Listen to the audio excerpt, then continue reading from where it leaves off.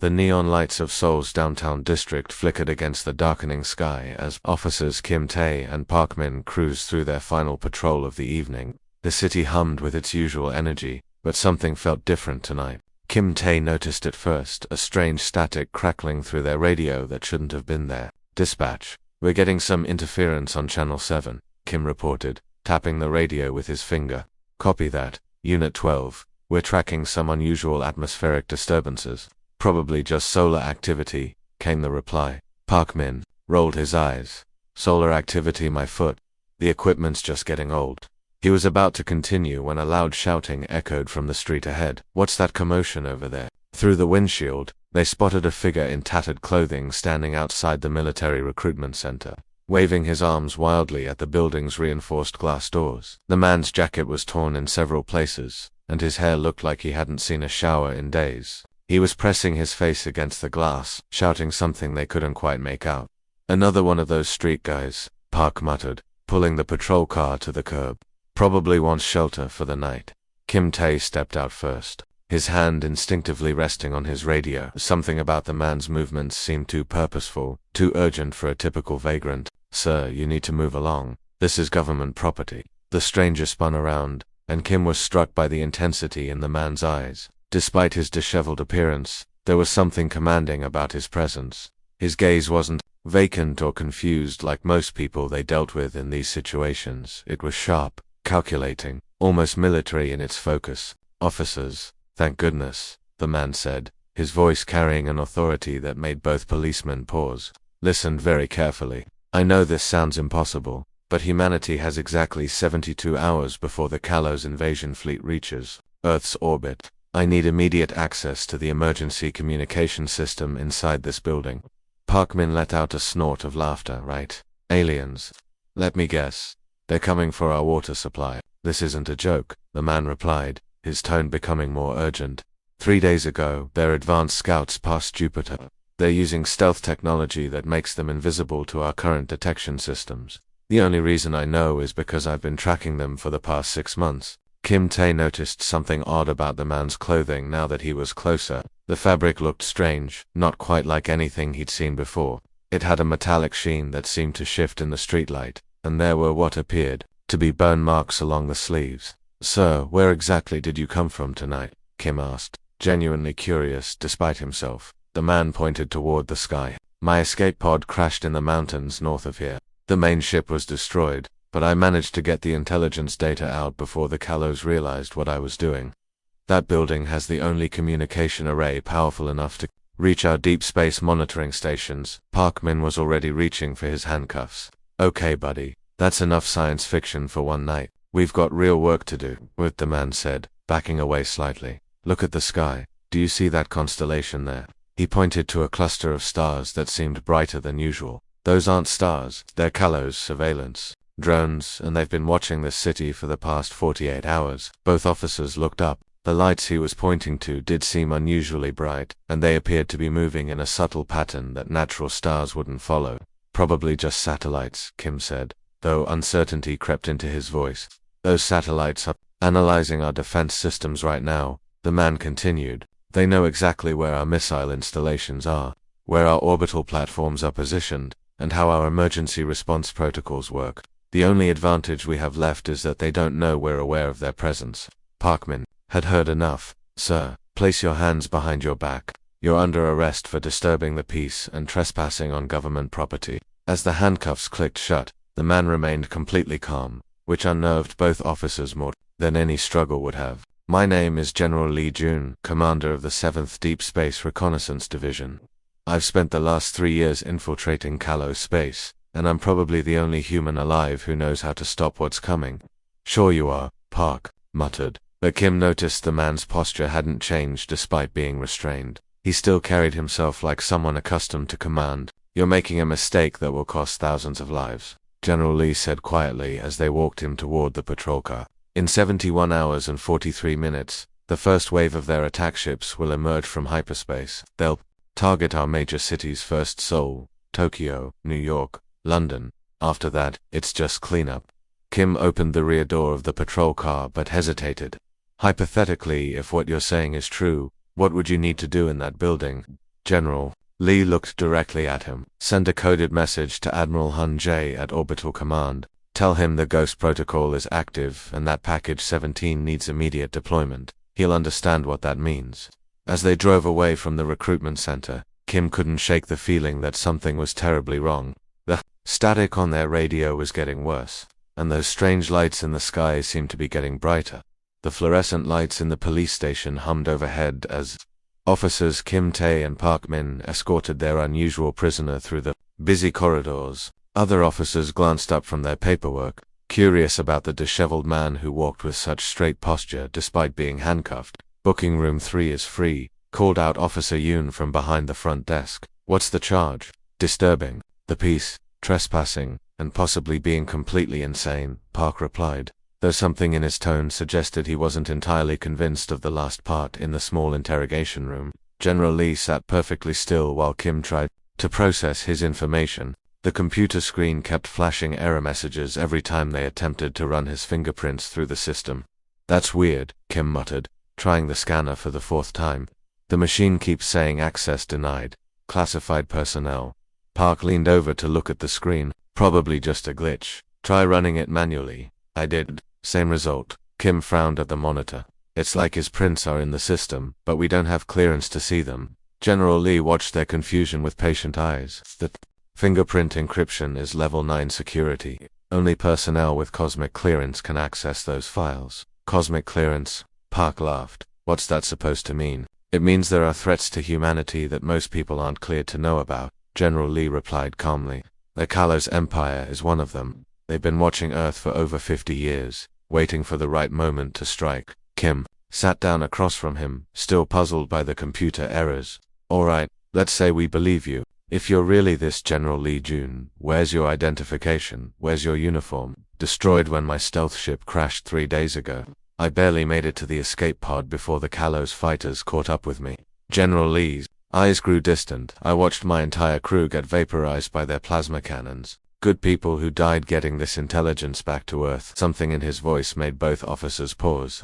There was a weight to his words, a grief that seemed too real to be fabricated. So you're telling us you're some kind of space soldier? Park asked, his mocking tone softening slightly. Commander of the 7th Deep Space Reconnaissance Division, General Lee confirmed. We're humanity's eyes and ears in the outer systems. For the past 3 years, I've been operating behind enemy lines, learning their language, their tactics, their technology. Kim pulled out a notepad. Okay, let's test this. If you're really military, you'd know about our defense systems. Which ones would you like me to describe? General Lee asked. The orbital defense platforms rotating every 6 hours in geosynchronous orbit. The hidden missile installations in the Taebaek Mountains, or perhaps the underwater launch facilities off Jeju Island that officially don't exist. Park's eyes widened. Those locations were classified information that even most police officers didn't know about. Lucky guesses, Kim said, though his voice lacked conviction. Platform Alpha 7 will pass over Seoul in exactly 14 minutes, General Lee continued.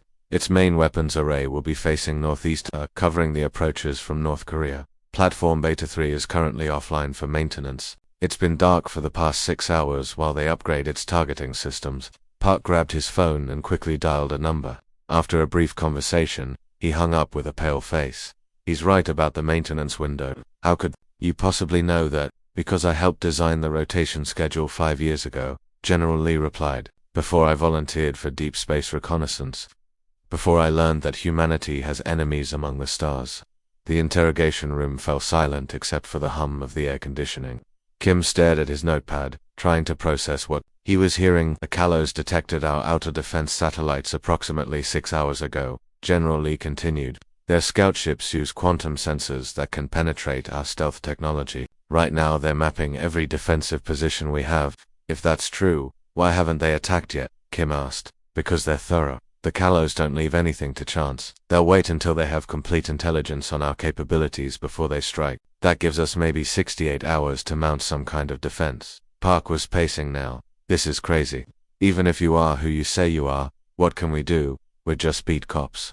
You can contact Admiral Han J at Orbital Command, General Lee said urgently.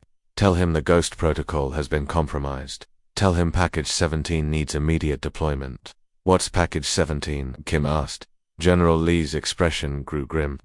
A last resort weapon that we hoped we'd never have to use. It's designed specifically to counter Callow's shielding technology, but it only works if we can catch them by surprise. The lights in the interrogation room suddenly flickered, and their radio crackled with static. Through the static, they could hear what sounded like foreign voices speaking in rapid, clicking sounds. What was that? Park whispered. General Lee closed his eyes. Callow's communication chatter. They're coordinating their final reconnaissance sweep. We have less time than I thought.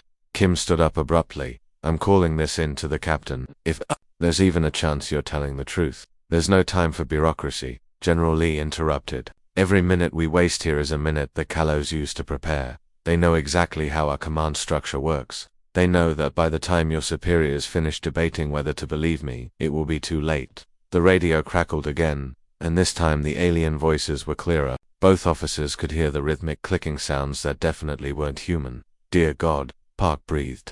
That's really them, isn't it? General Lee nodded grimly. The advanced scouts. They're reporting back to the main fleet. In a few hours, every major city on Earth will be marked for destruction. Detective Choi Won was finishing up paperwork on a robbery case when the strange radio static caught his attention. The clicking sounds were unlike anything he'd heard in 27 years of police work. Curious, he grabbed his coffee mug and walked toward the interrogation rooms where the commotion seemed to be coming from. As he approached room 3, he could hear officers Kim and Park talking in hushed, worried voices through the small window. He glimpsed the back of a man sitting at the metal table. Something about the prisoner's posture triggered a memory, the way he held his shoulders, the angle of his head. Impossible, Choi whispered to himself, stepping closer to get a better look. When the prisoner turned slightly to respond to a question, Choi's world stopped. The face was older, marked by years and hardship, but those eyes were unmistakable, sharp, intelligent, carrying the weight of command that had inspired thousands of soldiers across the solar system. The coffee mug slipped from his trembling fingers, crashing to the floor in a shower of ceramic pieces and hot liquid. The sound echoed through the hallway, causing several officers to look up from their desks. Dear God, General Lee Jun, he whispered, his voice barely audible. Through the window, he saw the man's head turn at the sound of his name. Their eyes met, and a flicker of recognition passed between them. The general's expression softened for just a moment.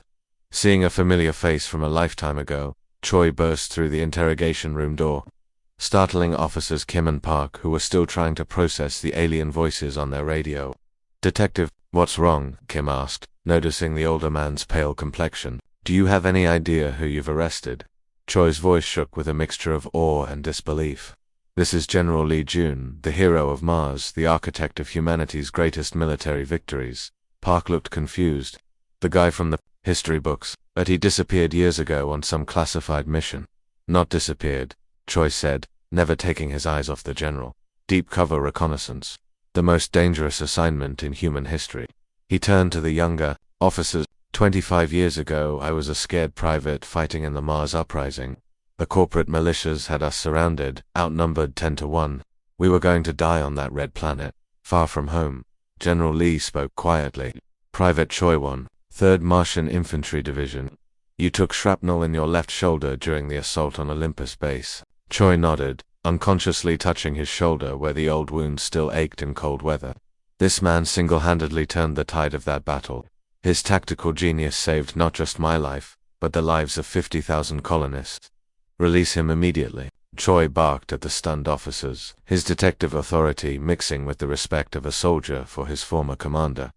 Kim fumbled with the handcuff keys while Park stood frozen, trying to reconcile the homeless-looking man with the legendary figure from military history. As the metal restraints fell away, General Lee rubbed his wrists and shook his head grimly. It's too late, Detective. The delay has cost us our tactical advantage. While we've been talking, the Kalos ships have moved into their final attack formation. How long do we have? Choi asked, his military training kicking in despite the decades that had passed. Less than an hour before the first wave reaches Earth's atmosphere, General Lee replied, standing up with the fluid motion of a career soldier. They're using a pincer formation, attack groups approaching from both sides of the planet simultaneously. Outside the interrogation room, the station's emergency sirens suddenly began wailing. The piercing sound cut through the building like a knife, sending every officer scrambling for their positions. Red warning lights flashed in the corridors as the automated voice announcement echoed through the speakers. All units. Unidentified aircraft detected on multiple radar installations. This is not a drill. Repeat, this is not a drill. Through the station's windows, they could see people on the streets pointing up at the sky. Strange lights were moving among the stars, too fast and too coordinated to be aircraft, too large to be satellites. Officer Kim was monitoring the police radio when his face went white. Detective, I'm getting reports from stations across the city. Massive objects appearing on radar screens everywhere. Air traffic control says they've never seen anything like it. General Lee moved to the window and looked up at the night sky. Against the backdrop of stars, dark shapes were becoming visible, enormous vessels that blocked out entire constellations as they passed overhead. Kalos dreadnoughts, he said quietly. Each one carries enough firepower to level a major city. They're running silent approach, no engine signatures, no heat emissions, pure stealth until the moment they attack. Detective Choi felt his blood run cold as memories of war came flooding back. What are our options? General, limited, Lee replied, watching as more ships became visible in the distance. Our orbital defense platforms were designed to stop human threats, missiles, fighters, maybe a small invasion force. Not a full-scale alien armada. The radio crackled again, and this time the alien voices were clearer, more urgent. The clicking and whistling sounds seemed to be coming from multiple sources now. They're coordinating their final approach, General Lee translated, his face grim. The scout ships are feeding targeting data to the main fleet. In 30 minutes they'll have mapped every defensive position on the planet. Park was staring out the window at the ominous shapes in the sky. How many of them are there? Invasion force consists of 47 capital ships, each supported by fighter squadrons and landing craft, General Lee replied without hesitation. Approximately 200,000 Kalos warriors, plus their mechanical support units. Mechanical support units? Kim asked. Combat robots, each one stands 3 meters tall and can punch through reinforced concrete with their bare hands. They're designed specifically for urban warfare against human defenders. The emergency sirens continued to wail as the reality of the situation sank in. This wasn't some elaborate hoax or mental breakdown. Humanity was facing its darkest hour, and the one man who might be able to help them had been sitting in handcuffs while precious time slipped away. Detective Choi squared his shoulders, feeling the weight of his former military service. What do you need, General? General Lee looked at the 3 officers, 2 young policemen who had stumbled into the most important moment in human history, and 1 old soldier who remembered what it meant to follow orders when everything seemed hopeless. I need access to that communication array at the recruitment center, he said, and I need all of you to trust me one more time. Outside, the alien ships continued their silent approach, growing larger and more menacing with each passing moment. The interrogation room had become an impromptu war council as more officers crowded around to hear General Lee's account. Detective Choi pulled up chairs while officers Kim and Park stood by the door, their faces pale as they watched the strange lights dancing across the night sky through the windows. General Lee took a deep breath before beginning his story. 3 years ago, I volunteered for Operation Ghostwalker, humanity's first deep penetration mission into hostile alien territory. We knew the Kalos Empire existed, but we had no idea how advanced they were or what their intentions toward Earth might be. He rolled up his sleeves, revealing strange scars that looked like they'd been made by some kind of energy weapon. My team consisted of 12 specialists. We used a prototype stealth ship to infiltrate their outer colonies, gathering intelligence on their technology and military capabilities. What happened to your team? Detective Choi asked quietly. Captured one by one over the course of 2 years. The Kalos are patient hunters. They don't just kill their enemies, they study them, learn from them. General Lee's voice grew heavy. With memory, I watched them dissect my communications officer while she was still alive, trying to understand how human neural networks process information. Officer Kim felt sick to his stomach. How did you survive? By convincing them I was more valuable alive than dead. I pretended to cooperate, gave them false information about Earth's defenses while secretly learning everything I could about their society. General Lee stood and moved to the window, pointing at the largest of the alien ships now visible overhead. That's a Kalos battlecruiser, the Void Reaper class. I spent 6 months imprisoned aboard one just like it. The ship he indicated was massive, easily the size of a city block. its hull covered in what looked like organic growths that pulsed with dim bioluminescent light. Strange appendages extended from its sides like the legs of some cosmic spider. The Kalos aren't just advanced, they're utterly alien in their thinking, General Lee continued. They view humans as nothing more than an infestation to be cleansed from what they consider their rightful territory. Earth sits on a strategic hyperspace, route that they need for their expansion into the outer galaxy.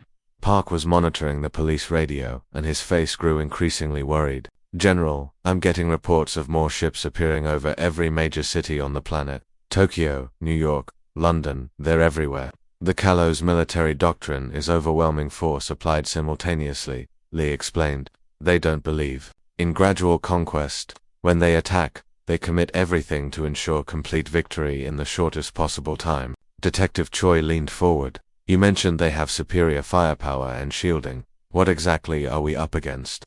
General Lee's expression grew grim. Their main weapons are plasma cannons that can melt through our strongest armor like it's paper. Their shields can deflect nuclear weapons, but during my imprisonment, I discovered something crucial. They have one critical weakness. The room fell silent except for the distant wail of sirens and the crackling of alien voices on the radio.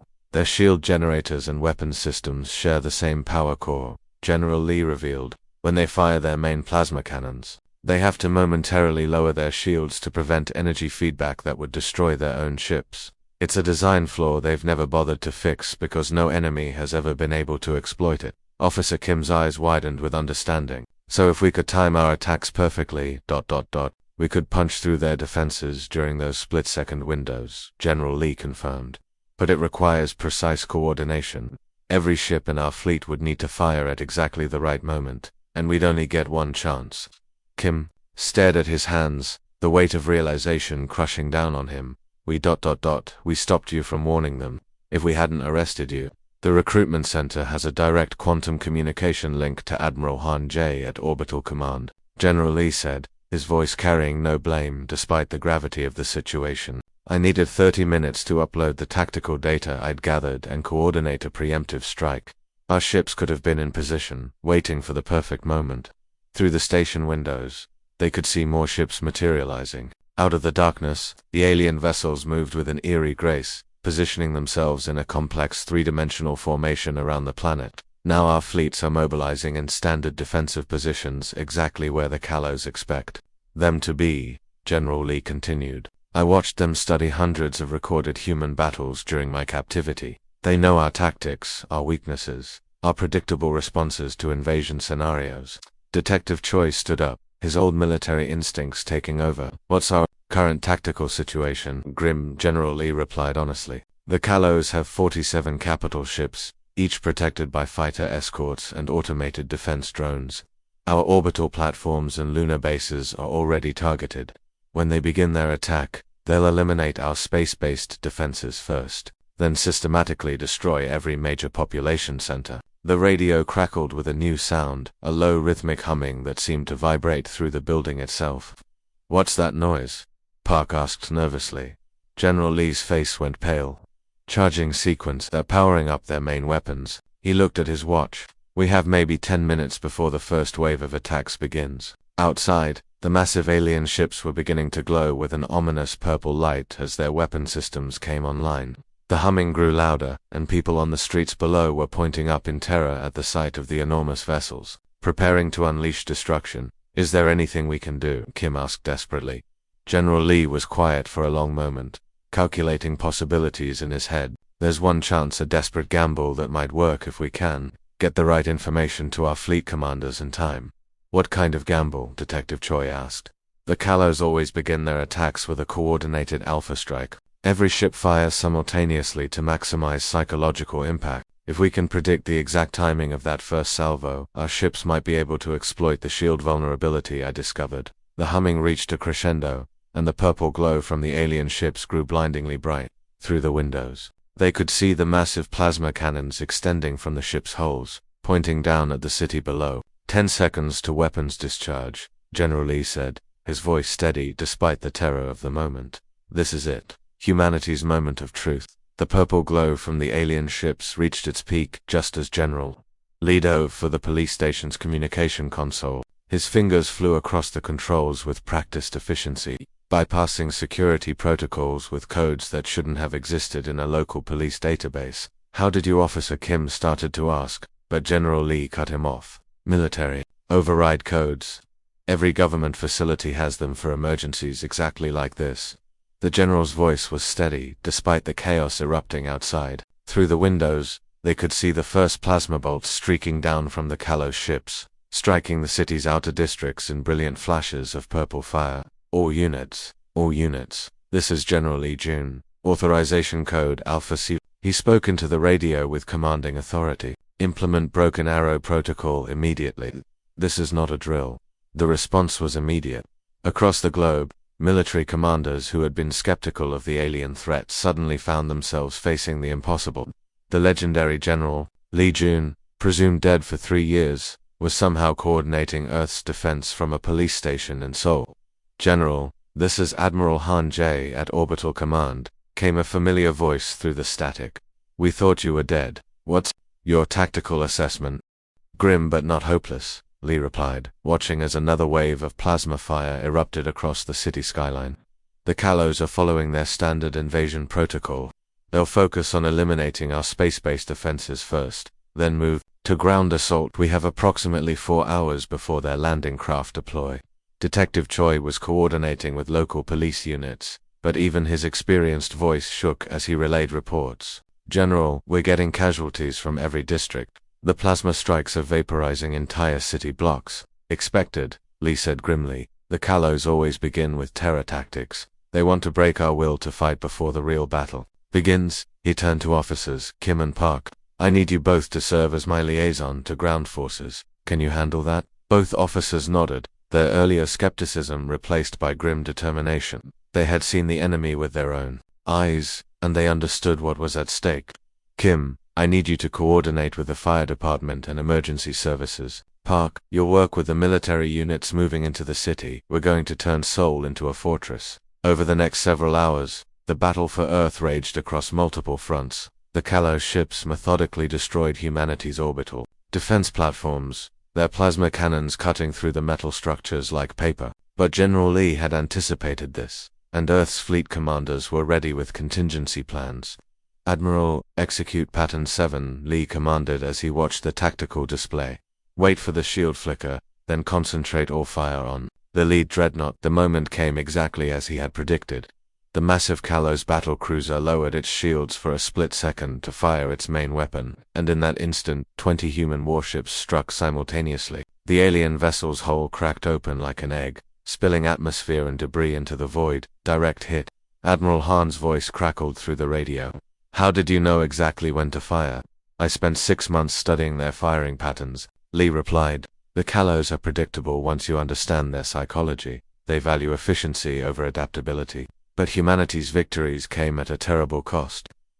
For every alien ship destroyed, 2 human vessels were lost. The streets of Seoul became a war zone as Kalos landing craft began deploying their mechanical warriors, 3 motor robots with gleaming metal bodies and glowing red sensors. Officer Park coordinated the defense of the recruitment center, which had become a crucial command post.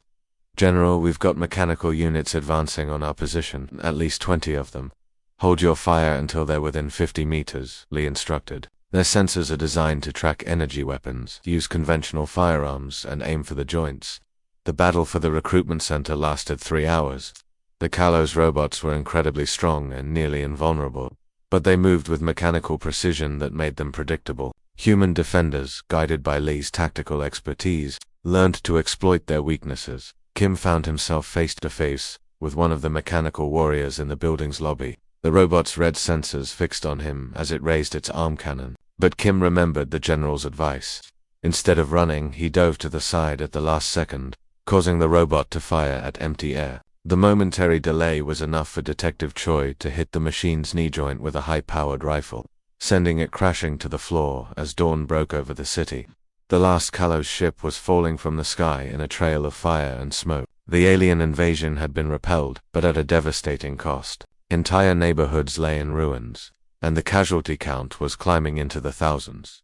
Officer Park stood in the recruitment center's doorway, looking out at the burning wreckage scattered across the city. We won, he said quietly, but there was no joy in his voice. General Lee nodded, his face etched with grief as he surveyed the destruction. Yes, but at a price that could have been avoided. If I had reached that communication array just 2 hours earlier, we could have caught them, completely off guard. Most of these people would still be alive. Kim placed a hand on the general's shoulder. We didn't know. How could we have known? That's the burden of command, Lee replied softly. Sometimes the cost of doubt is measured in lives. Sometimes, a moment's hesitation can doom thousands. As the sun rose over the damaged but free Earth, emergency crews began the long process of search and rescue. The general who had been mistaken for a madman stood among the ruins of the recruitment center, already planning humanity's next move. The Kalos invasion had been stopped, but he knew this was only the beginning. The universe was far more dangerous than most people realized, and Earth would need to be ready for whatever came next. The end.